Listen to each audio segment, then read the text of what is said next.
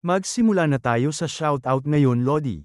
Heto na ang napili ko na si Lodi Mark Cristianero, Lodi Remark Navales, Lodi Sherlan Nogueraza, Lodi Tristan Basaliso, Lodi Marvin SRN, Lodi Boy Palaboy. Maraming salamat po, at kung bago ka pa lang dito baka naman. Ika-29 na kabanata, sa pagpapatuloy. Mabilis na sumusugod si Li Paiong habang nakatutok ang kanyang espada at buong lakas na isinisigaw. Tatapusin ko na ito ngayon din. Naiinis at galit na tumugon si Jihu habang mabilis ding pumipihit, hindi maaari ang iyong iniisip. At sa isang iglap ay makikita ang mabilis na pagkakasalubong ng kanilang dalawang nagtutunggaliang espada sa gitna ng hangin. Ilang sandali pa ay makikita ang direktang pagtama ng kanilang mga talam, kung saan bumalatang isang nakakasilaw na liwanag mula sa matinding banggaan ng enerhiya ng dalawang espada. Makikita silang dalawa habang nilalamon ng napakalakas na impact at puwersa na nalikha sa pagitan nila. Dahil sa labis at hindi maipaliwanag na lakas ng banggaan, parehong tuluyang nabasag at naduraj ang kanilang mga hawak na espada. Makikita ang matinding gulat sa mukha ni Li Paiong habang bahagyang napaatras ng malakas. Halos matamba at mawalan siya ng balanse habang ang kanyang espada ay nawawasak at nagtatalsikan ang mga piraso sa kanyang mismong harapan. Tila nawalan siya ng malay sa gitna ng laban dahil sa sobrang lakas ng naging banggaan at tuluyang namuti ang kanyang mga mata. Pabagsak na ang kanyang katawan sa lupa habang makikita pa rin ang natitirang maliwanag na liwanag mula sa naging salpukan ng kanilang mga armas. Napatingin naman si Tang Jin sa kanyang kinaroroonan habang mabilis na bumabagsak si Li Paiong. Napakalakas ng pagbagsak ng kanyang katawan sa matigas na lupa kaya agad na sumabog ang makapal na usok ng alikabok at nagtilapunan ang malalaking tipak ng bato sa paligid. Malinaw na makikita ang labis na nag-aalalang mukha ni na Onro at Tang Jin sa nangyari sa kasama. Makikita rin ang nakakasilaw na liwanag sa mismong harapan ni na Hamin at na Kujin, habang ang matutulis na piraso ng nabasag na mga espada ay mabilis na lumilipad at nagtatalsikan papunta sa kanilang kinaroroonan. Napalaki naman ang mga mata ng ating bida mula sa itaas habang pinagmamasdan ang hindi inaasahang mga kaganapan. Makikita ang paligid ng mga punong walang dahon nang agad nilang sigawan ng malakas ang bumagsak na kasama, Paiong. Ayos ka lang ba? May isa naman sa kanila ang napatingin sa gilid at sumigaw, buwisit, tinamaan si Wu Jin ng lumilipad na piraso ng espada. Makikita ang makapal na alikabok na tumatalsik sa kanila habang patuloy nilang isinisigaw ng may pag-aalala, bilisan ninyo. Tulungan si Paiong na makabangon. Kailangan nating maijing tingnan ang kanyang kalagayan. Makikita rin sa kabilang banda na ang espadang ginamit ni Jihu ay tuluyan ng nawasak habang maririnig ang kanyang sunod-sunod na malalakas na pag-ubo. Mabilis na samuka ng sariwang dugo si Jihu habang may hindi makapaniwalang mukha sa kanyang naging sapit. Napahawak siya ng mahigpit sa kanyang dibdib habang galit na sinasabi niya sa kanyang isip, buwisit. Lintik na yan.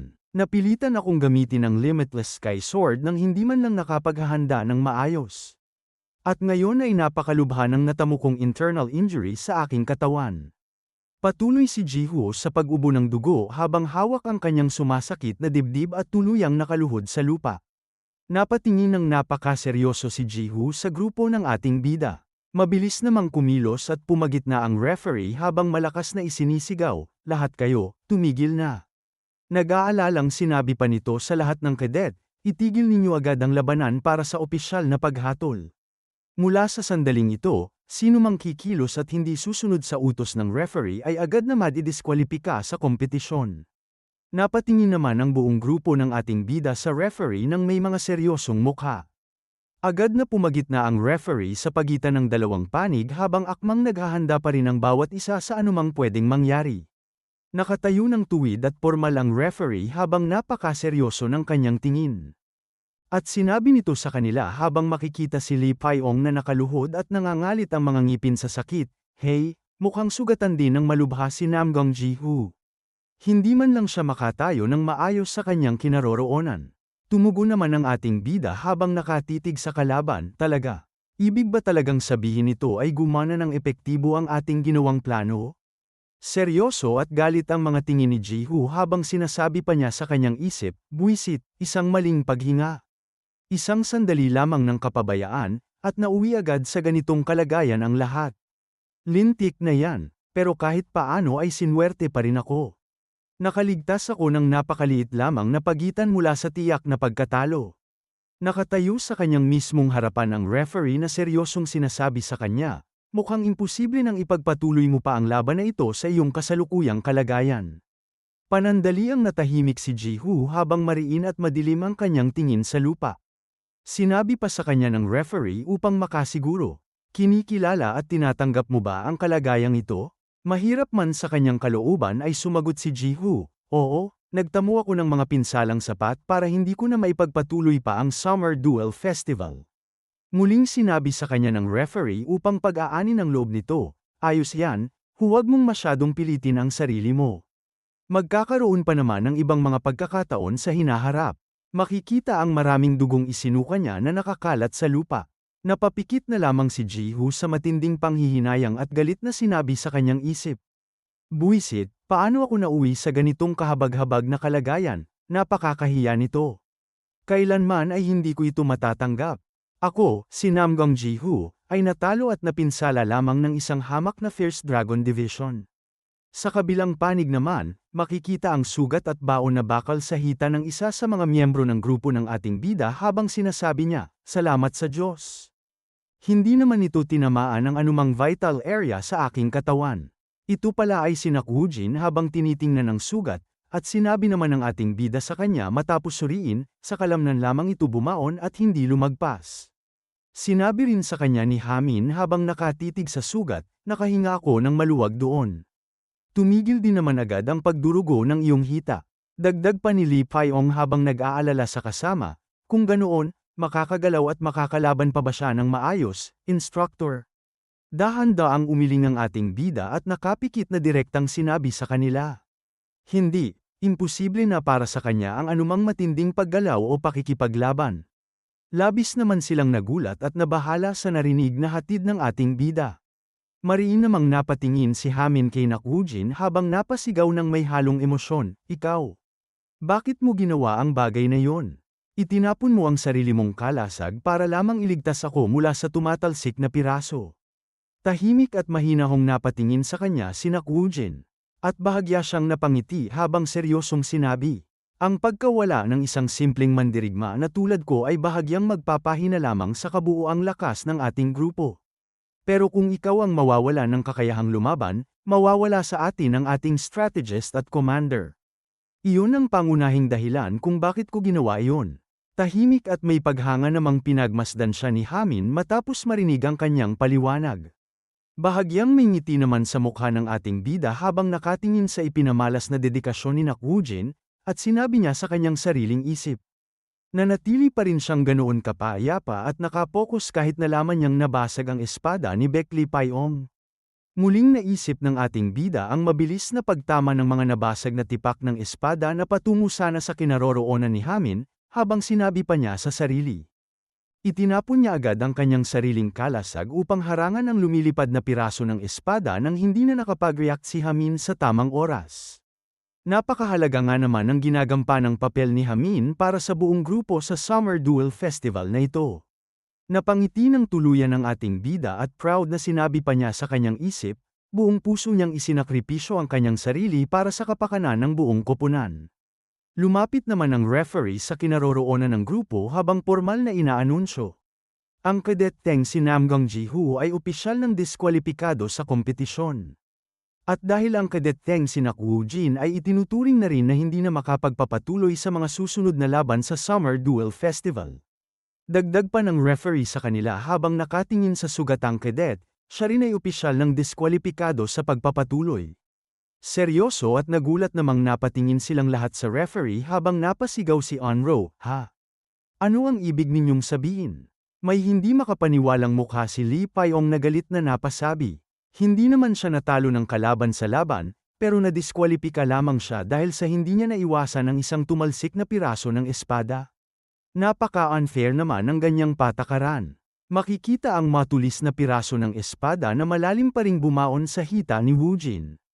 Mahinahong sinabi pa ni Woojin habang lahat sila ay nakatingin sa kanya, hindi naman ito nakamamatay na sugat, pero dahil sa pinsalang ito sa aking hita, imposibleng makalakad o makatakbo ako ng maayos sa kabundukan. Kung pilit pa akong mananatili sa team, magiging isang malaking pabigat lamang ako sa inyong mga galaw. Mas mabuti at mas tama nang umatras na ako rito.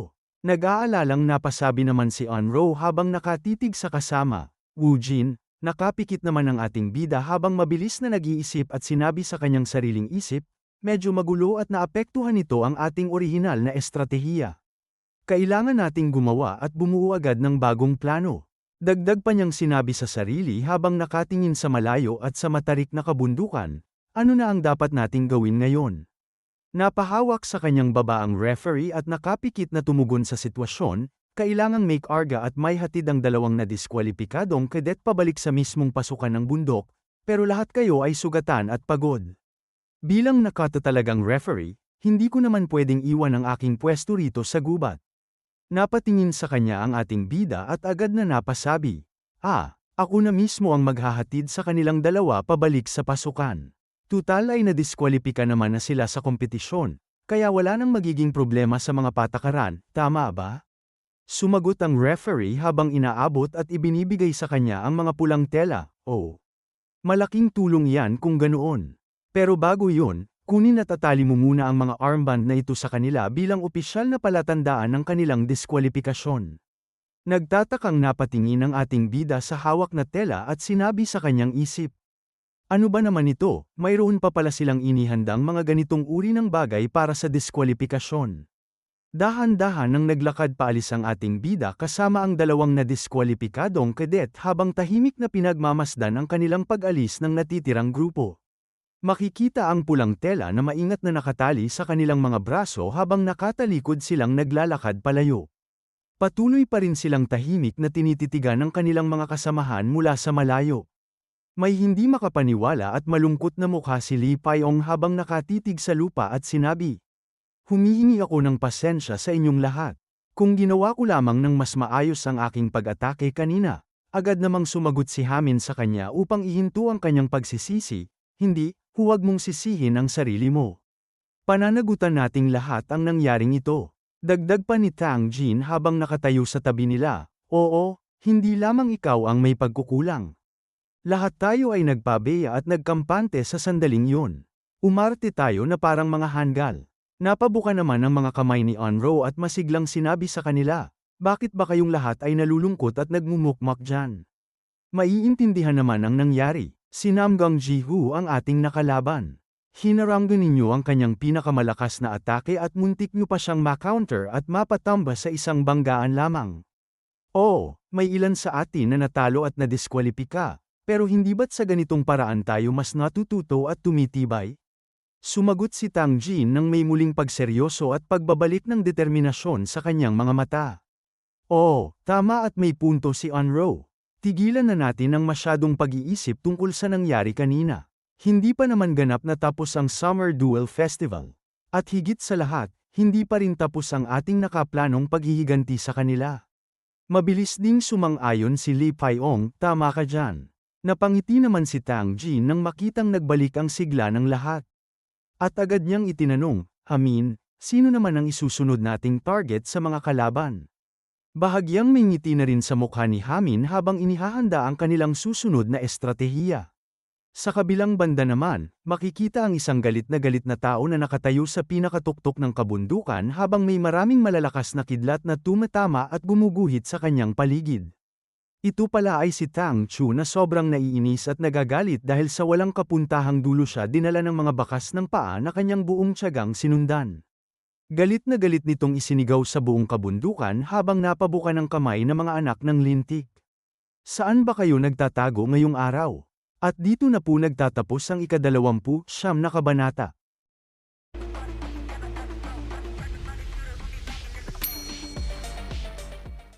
Ika-30 kabanata, sa pagpapatuloy. Habang tahimik silang naglalakad, biglang napaantala ang ating bida at naging mahinahon na sinabi na, kung nahihirapan ka sa ating mahabang paglalakbay, sabihin mo lang agad sa akin sapagkat maaari naman tayong magpahinga muna anumang oras. Agad naman siyang sinagot at tumugon sa kanya si Woo-jin ng, nararapat lamang po at naiintindihan ko, instructor. Sa mga sandaling yun ay tahimik lamang na nakatingin sa kanya si Jihu habang malalim ang iniisip. Matapos ang ilang sandaling pananahimik ay sinabi niya sa kanyang isip na, ito na nga marahil ang pangunahing dahilan kung bakit napakabilis umunlad ng kanilang mga natatanging kakayahan sa pakikipaglaban. Muling nagpatuloy ang kanyang pagninilay at dagdag pa nito habang mariing nakatingin sa ating bida na, siguradong dahil yun sa husay ng instructor na yun dahil noong una silang sumali sa ating pangkat, hindi naman sila gaanong naiiba sa iba pang miyembro ng Fierce Dragon Division. Kahit may mga miyembro na nagmula pa sa natatanging Tang Clan at Southern Sect, hindi rin naman talaga espesyal ang antas ng kanilang lakas.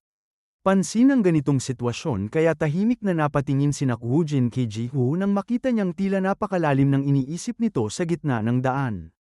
Patuloy pa rin ang kanyang pagninilay habang sinasabi pa ni Jihu sa kanyang isip na, noong araw na hinarap nila ng buong tapang si Tang Chu, lubusan ko na itong nakumpirma habang nasa loob ng Damriang Hall.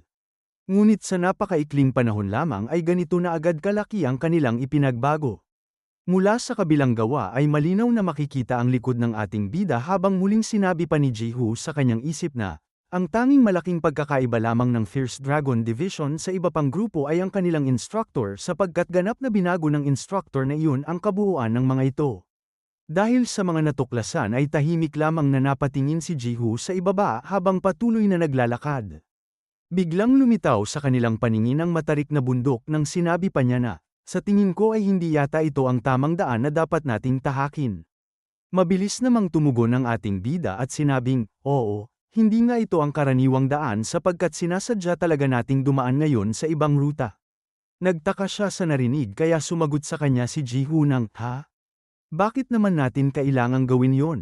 Agad naman siyang sinagot ng ating bida at sinabing, hindi ba mas mabuting huwag muna tayong makatagpo ng sinuman habang papunta sa mismong pasukan ng bundok?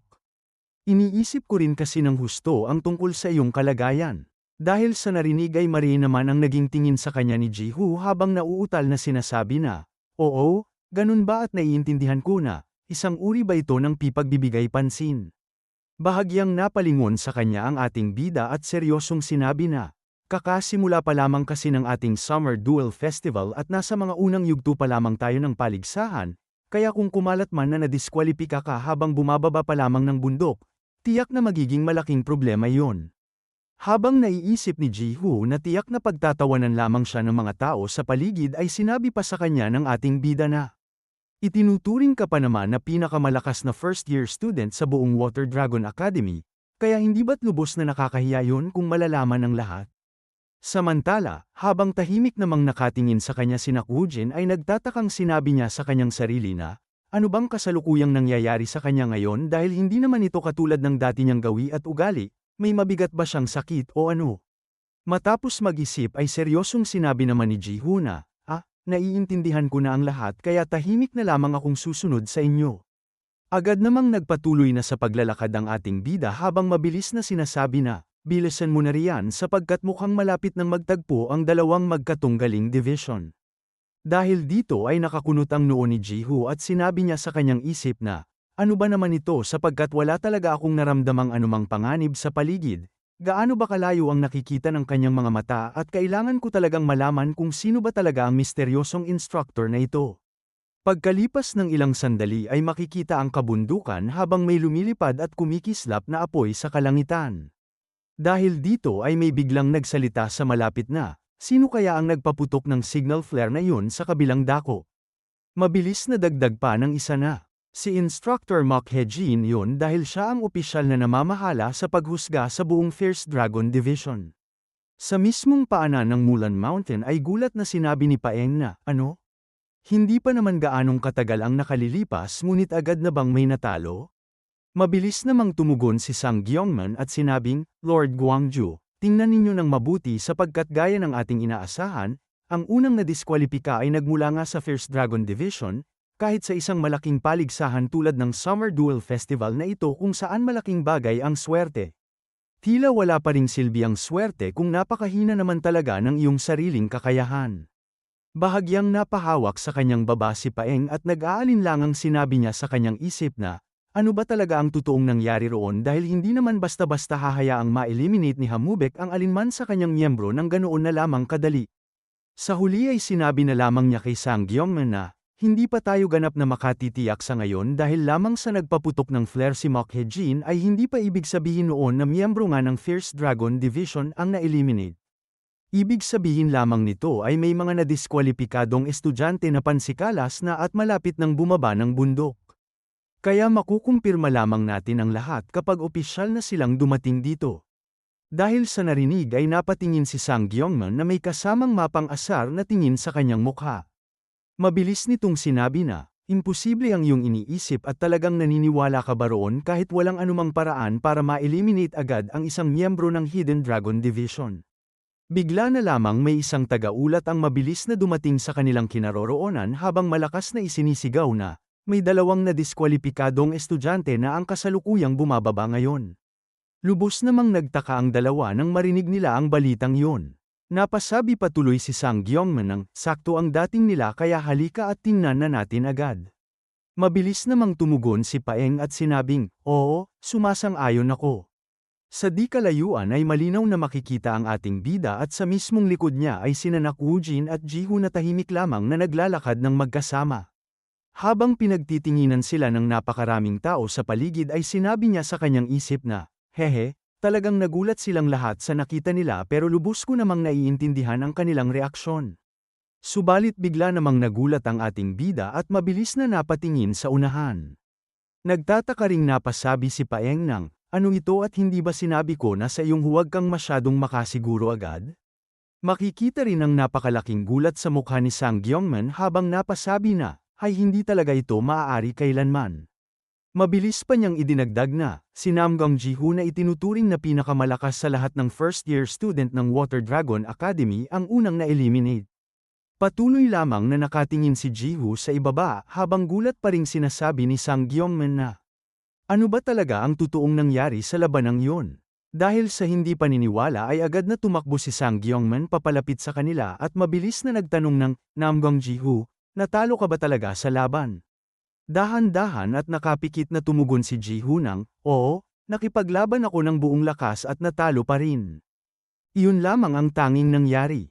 Taglay ang hindi makapaniwalang mukha ay napasabi si Sang Gyongman ng, ano ba talaga ang ginawa ng buong Fierce Dragon Division sapagkat kahit 5 pa sa kanila ay hindi ka kayang pabagsakin ng ganoon kadali noon. Dahil dito ay napakunot naman ang noo ni Paeng Doyol at seryosong sinabi na, aalamin natin ang lahat ng yan mamaya kaya sa ngayon ay asikasuhin muna natin ng maayos ang kanyang mga natamong sugat. Mabilis na napasigaw ang isang lalaking agad na lumapit sa kanila ng, oo, masusunod po, Lord Gwangju. Muli namang napasabi si Sang Gyongman nang may pagtataka na, imposible talaga, totoo ba talaga ang lahat ng ito? Dahil sa pagod ay napahinga ng malalim si Ji-hoo at mahinang sinabi na, hayaan na lamang muna natin ang nangyari. Muling napasigaw ang lalaki sa paligid na, ang lahat ng mga estudyante ay kailangan ng pumunta rito agad. Dahil sa ingay ay napatingin naman ang ating bida sa kanilang kinaroroonan. Pinaalalahanan niya si Woo-jin at sinabi kay Woo-jin na, pumunta ka na roon at magpagamot ka ng maayos. Mabilis siyang tumugon ng, oo, masusunod po, instructor. Agad namang nilapitan ni Paeng Doyol ang ating bida at mahinang ibinulong na, talagang may kakaiba kang talento para manggulat ng mga tao, hindi ba? Maaari mo bang ipaliwanag ng maayos kung ano ba talaga ang totoong nangyari? Subalit agad siyang pinahinto ng ating bida at sinabing, medyo abala kasi ako sa iba pang bagay ngayon dahil kailangan ko pang tingnan ang lagay ng aking mga estudyante. Mabilis na naglakad papaalis ang ating bida habang pasigaw na sinabi ni Paeng Doyol sa kanya na, hey, teka muna at bumalik ka rito. Mabilis pa niyang idinagdag na, pero kahit ano pa man ang mangyari, malapit nang magbago ng husto ang buong takbo ng Summer Duel Festival na ito. Sa itaas ay malinaw na makikita na mabilis nang nagdidilim ang buong kalangitan. Sa wakas ay nakarating na ang grupo ng ating bida sa kinaroroonan ni Tang Chu habang galit na sinasabi nito sa kanila na, Dang Jin-san, napakaduwag mo talaga. Iniisip ko nga kung saan ka nagtatago ng matagal na parang isang duwag na daga. Yun pala ay tumakbo ka lamang para tawagin ang iyong mga kaibigan. Dagdag pa nito sa kanila nang may labis na yabang na, 4 lamang kayong dumating dito, nasaan na ba ang isa ninyong kasama? Nakangisi ito nang may malaking panunuya at muling sinabi pa ni Tang Chu na, pero ayos lamang yun sa akin dahil siguradong mamamatay rin kayong lahat dito sa aking harapan. Tahimik lamang na nakatingin sa kanila ang referee habang sinasabi pa nito sa kanyang isip na, ngayon ay 4 laban sa 1 ang sitwasyon, balak pa rin ba nilang gamitin ang parehong estratehiya katulad ng dati? Mukhang magiging napakahirap yun para sa kanila sa maraming kadahilanan. Muli pa nitong idinagdag ng may mariing tingin na, pero siguradong mas mahina naman ang taong ito kaysa kay Namgang Jiho kaya baka maging mas madali rin ito para sa kanila. Makikita si Tang Jin na mag-isang humakbang papalapit sa kalaban habang dahan-dahan niyang inilagay ang kanyang espada sa kanyang balikat habang napakaseryoso ng kanyang tingin. Mariin naman ang naging tingin sa kanya ni Tang Chu at mabilis na sinabi na, "Ha? Jin-san, mag-isa mo ba talagang lalabanan ako ngayon? Nababaliw ka na ba ng tuluyan o nakalimutan mo na ba ang totoong nangyari sa atin sa loob ng Damryang Hall?" Masayang sinabi pa ni Tang Chu sa kanya nang may kasamang panunuya na, "Alam ko namang hanggal ka talaga, pero hindi ko inakalang ganito ka pala kasama at katanga dahil sinayang mo lamang ang magandang pagkakataong sabay-sabay kayong umatake sa akin gamit ang 4 na tao." Subalit seryoso lamang na nakatingin sa kanya si Tang Jin nang walang anumang takot. Dahil sa pag-aalala ay napatingin naman si Onro kay Li Paiong at nag-alalang nagtanong na, "Sigurado ka bang magiging ayos lamang ang lahat sa planong ito?" Agad namang tumugon ito sa kanya at sinabing, "Oo, siguradong mananalo siya sa laban na ito." Mas nagsikap si Jin-san kaysa kanino man sa atin at nais din ni Jin-san na tapusin ang lahat ng ito gamit ang sarili niyang mga kamay kaya suportahan na lamang natin siya ng buong puso. Seryosong sumagot naman si Onro ng, sige at naniniwala ako sa kanya." Dahil dito ay sinabi pa nito sa kanyang isip na, "Jin-san, siguraduhin mong magtatagumpay ka sa iyong matagal ng paghihiganti." Dahan-daang inilabas ni Tang Chu ang kanyang mabilis na latigo habang tahimik na nakatingin kay Tang Jin. Walang alinlangan niyang hinampas ang latigo kay Tang Jin habang galit na sinasabi nito na, "Maaari mo akong maliitin ng husto hanggat gusto mo." Mabilis na sumusugod si Tang Chu habang malakas na isinisigaw na, "Pero huwag mo ring labis na tansyahin ang iyong sarili." Napakalapit ng tumama ng matalas na latigo kay Tang Jin habang nakatayo lamang siya ng diretso sa kanyang pwesto. Naiinis na sinabi ni Tang Jin dito na, "Maaaring ang wala akong sapat na kakayahan tulad ng iba." Mabilis na makikita na agad niyang inihanda ang kanyang matibay na kalasag sa harap. Sa isang pikit mata ay mabilis siyang nawala sa kanyang kinatatayuan. At malakas pa niyang sinabi na, "Pero hindi ibig sabihin noon ay mas mahusay ka na kaysa sa akin." Buong husay niyang hinarang ang mabilis na latigo gamit ang kanyang kalasag at malinaw na makikita ang napakalakas na impact ng kanilang pagtatagpo. Napakaseryoso ng tingin ni Tang Jin habang nakatitig kay Tang Chu. Dahil dito ay muli na naman itong mabilis na umatake sa kanya. Napangiwi ang mukha ni Tang Chu at gulat na sinabi niya na, "Ano ba naman ito at paano niyang hinarang ng ganoon kadali ang aking atake?" Dahil sa tagumpay ay sinabi sa isip ni Tang Jin na, "Oo, noong una ay magiging lubos akong abala sa pag-iwas sa mabilis mong latigo. Desperadong aatras habang sinusubukan kong makatakas para lamang tamaan pa rin sa huli." Masayang idinagdag pa niya habang mahigpit na hinawakan ang kanyang espada na, "Pero dahil sa walang patid na pagsasanay ng aming instructor, ganap na akong nagbago ngayon." Pagkatapos niyon ay mariing tumingin si Tang Jin sa kanyang kalaban. Nang walang pag-aalinlangan ay malakas niyang hinampas ang kanyang espada kay Tang Chu, ngunit mabilis ding naiwasan nito ang matalim na espada. Patuloy pa rin sa mabilis na paghampas si Tang Jin habang patuloy na napapangiwi na lamang ang mukha ni Tang Chu. Sa gitna ng laban ay malakas na sumigaw si Tang Jin para ibuhos ang kanyang lakas. Muli na naman siyang nagpakawala ng panibagong atake at malinaw na makikita ang mga matatalas na hiwa sa hangin na mabilis na papunta sa kinaroroonan ni Tang Chu. Dahil dito ay sinabi nito sa kanya na, may tinatago ka palang magaling na paraan? Kaya pala ganoon na lamang kalakas ang loob mong magsalita ng ganyan sa akin, nagkakalakas loob ka ba ng dahil lamang sa isang beses mong naiwasan ang aking latigo?